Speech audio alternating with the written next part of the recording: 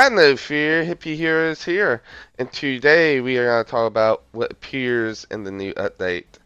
Um, so I kind of just want to take a little time today just to talk about the new perch shoulder, the burden, and how it's really shaping the meta so far. Honestly, it's really kind of playing it out just as I thought it would. Much like Deliverance, it's very much not a swift perk and not a solo queue perk. Um, it's very, very hard to get value out of it if you're doing solo queue, I find.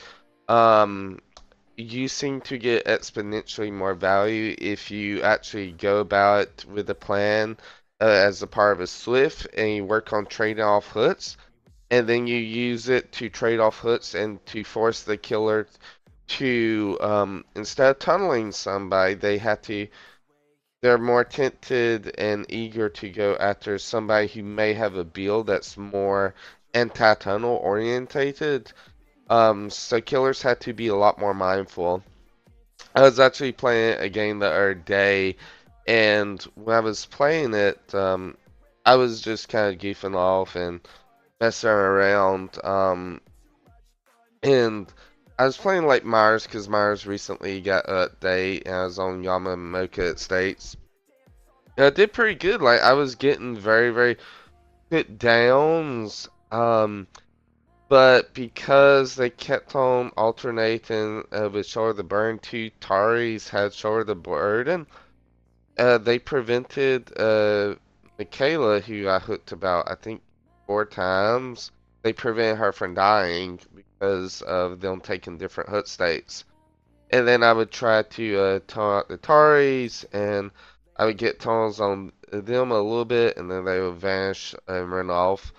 And altogether, that game I got about 7 or 8 hook states, which normally I only would go through like the first 3, and then I'll have somebody picked off, and they'll thin out the herd. I'm always for tunneling.